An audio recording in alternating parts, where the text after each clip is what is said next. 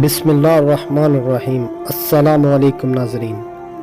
हमारे मुल्क की अजीम हस्ती अब्दुल-सत्तार ऐदी मरहूम से एक बार पूछा गया, आपने हज़ारों लावारिस लाशें दफनाई, कभी किसी लाश की बिगड़ी हालत या उस पर तशद्दुद देखकर रोना आया? तो उन्होंने आंखें बंद करके गहरी सोच में गोताज़न होते कहा, तशद्दुद या लाश की बिगड़ी हालत तो नहीं, अलबत्ता एक दफ़ा मेरे रज़ाकार एक साफ़ सुथरी लाश लेकर आए जो ताज़ा इंतकाल किए बूढ़े मगर किसी पढ़े लिखे और खाते पीते घराने की लग रही थी। उसके सफ़ेद चांदी जैसे बालों में तेल लगा हुआ था और सलीके से कंघी की हुई थी।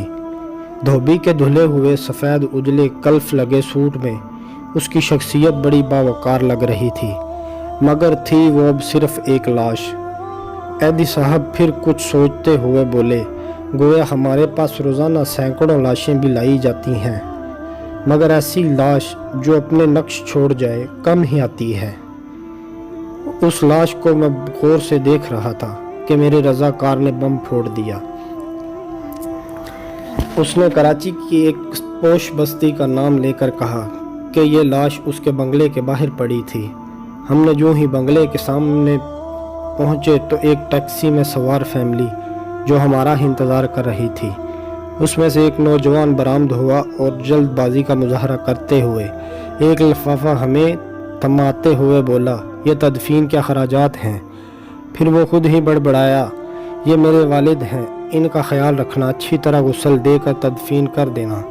इतने में टैक्सी से आवाज़ आई, तुम्हारी तकरीर में फ़्लाइट निकल जाएगी, जानू प्लीज़। ये सुनते ही नौजवान पलटा और मज़ीद कोई बात किए टैक्सी में सवार हो गया। वो टैक्सी फराटे भरती हुई आंखों से ओझल हो गई। ऐदी साहब बोले, उस लाश के मुतल्लक जानकर मुझे बहुत दुख हुआ और मैं एक बार फिर उस बदकिस्मत शख्स की जानब देखने लगा तो मुझे ऐसे लगा जैसे वो बाजू वाके मुझे दरख्वास्त कर रहा हो कि ऐदी साहब, सारी लावारिस लाशों के वारिस आप होते हैं, मुझ बदकिस्मत के वारिस भी आप बन जाएं। मैंने फ़ौरन फ़ैसला किया कि इस लाश को गुस्ल भी मैं दूंगा और तदफीन भी खुद करूंगा। फिर जो ही गुस्ल देने लगा तो उस उजले जिस्म को देखकर मैं सोच में पड़ गया। जो शख्स अपनी ज़िंदगी में इस कदर मोतबर और हसास होगा, उसने अपनी औलाद की परवरिश में क्या नाज़ो नम ना उठाए होंगे। मगर बेटे के पास तदफीन का वक्त भी न था, उसे बाप को कब्र में उतारने से ज़्यादा फ़्लाइट निकल जाने की फ़िक्र थी।